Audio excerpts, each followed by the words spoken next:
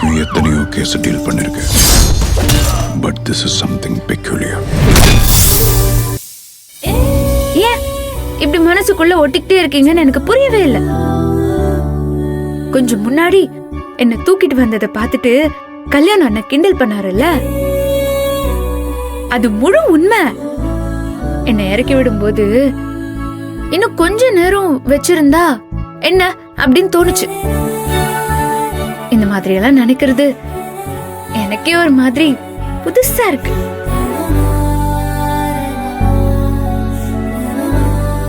நீங்க கட்டின இந்த தாலி இதுக்கு முன்னாடி வெறும் கயிறா மட்டும்தான் எனக்கு தெரிஞ்சது.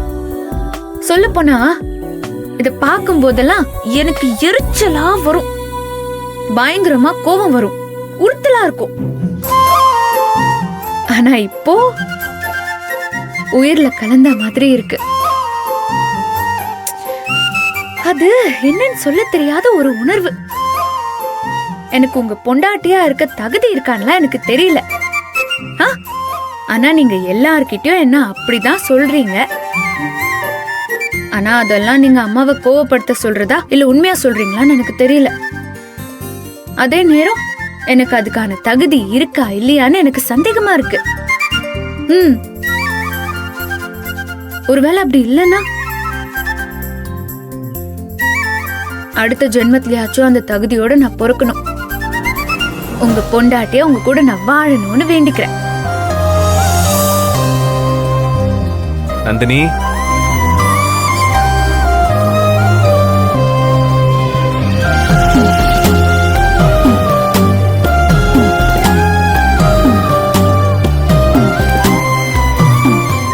சொல்லுங்க சூர்யா சார், ப்ளீஸ் இப்பவாச்சும் சொல்லுங்க. உங்க மனசுக்குள்ள யார் இருக்கா சொல்லுங்க சார், சொல்லுங்க சார். சூர்யா சார் சொல்லுங்க சார். இப்ப நான் என்ன சொல்லணும்? பேசுறீங்களா? நந்தினி, நந்தினி,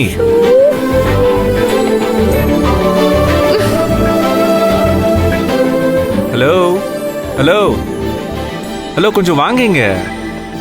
கமான் வாங்க, இங்க வாங்க. ஏய், பாத்து பாத்து பாத்து பாத்து. Hello hello hello madam. ஓ சூர்யா சார், என்ன திடீர்னு இங்க வந்து நிக்கிறீங்க? டீ காஃபி எதுவும் வேணுமா? ஏன் மொட்டை மாடியில ஏதாச்சும் டீ கடை போட்டிருக்கியா? அதெல்லாம் விடு, உனக்கு தான் வேற ஏதோ வேணும். எனக்கா? நந்தினி, அதான் உனக்கு தான் ஏதோ கேள்விக்கு ஆன்சர் வேணுமே. அப்படியெல்லாம் அப்படியெல்லாம் இல்லையே. நான் சும்மா காய வச்ச துணியெல்லாம் எடுத்துட்டு இருந்தேன். இல்லையே, நான் வரும்போது ஏதோ பேசிட்டு இருக்கிற மாதிரி எனக்கு சத்தம் கேட்டுச்சே. அது சும்மா மனசுல பேசினது. மனசுல பேசுறது எப்படி எனக்கு கேட்கும் நந்தினி? நீங்க எப்பவுமே நான் என்ன யோசிச்சிட்டு இருக்கேன், என்ன மனசுல பேசிட்டு இருக்கேன்னு நினைப்பீங்க போல. அதான் நான் நினைக்கிறதெல்லாம் உங்களுக்கு புரியுது. பரவாயில்ல, நல்லா சமாளிக்கிறேன். Very good, nice. சரி சார், எனக்கு ரொம்ப வேலை இருக்கு, நான் போய் வேலையை பாக்குறேன். அதெல்லாம் ஹலோ ஹலோ ஹலோ, வா வா வா, இங்க வா, கிட்ட வா, அதெல்லாம் பார்க்கலாம். ஓகே, உன் கேள்விக்கு ஃபர்ஸ்ட் பதில் தெரியணுமா வேண்டாமா? இப்ப என்ன உனக்கு?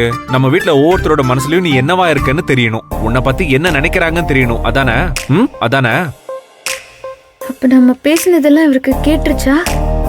ஹலோ, என்ன உனக்கு தெரியுமா? என் டாடியோட மனசுல அவரோட பெத்த பொண்ணுங்களை விட உயர்வாதான் நீ இருக்க. அந்த அளவுக்கு உன்னை அவர் மதிக்கிறாரு. அப்புறம் நம்ம கல்யாணம், அவனை சொல்லவே வேண்டாமே, தங்கச்சி தங்கச்சின்னு அப்படி ஒரு பாசம் இருக்கு உன் மேல. அப்புறம் ஐயோ என் தாய் குலம், அவங்கள பத்தி ஏதாச்சும் தெரியணுமா? அவங்க மனசுல நீ தான் 1ஆம் நம்பர் எதிரி. அப்புறம் இன்னும் 2 விஷங்க இங்க சுத்திக்கிட்டு இருக்கேன், மாதவி, சுரேகான். அதுங்களாம் உன்னை பத்தி நல்லாவா நினைக்க போகுது? கண்டிப்பா கிடையாது. கடைசியா அந்த ஷார்ப்பு, ஐயோ அவரை பத்தி எனக்கு ஒண்ணுமே தெரியல. முதல்லலாம் கொஞ்சம் பரவாயில்ல மாதிரி தான் இருந்தாரு, இப்ப சேர்க்க சரியில்லை, ரொம்ப மோசம் நந்தினி. அவரும் உன்னை பத்தி மோசமா தான் நினைப்பாரு. சோ அவ்வளவுதானே நம்ம வீட்ல லிஸ்ட். இது போதுமா? சார், எல்லார பத்தியும் சொன்னீங்க, உங்க மனசுல நான் யாரா இருக்கேன், என்னவா இருக்கேன்னு சொல்லவே இல்லையே. அது வெரி சிம்பிள். என் டாடிக்கு அப்புறம் என் மனசுல நீ தான்.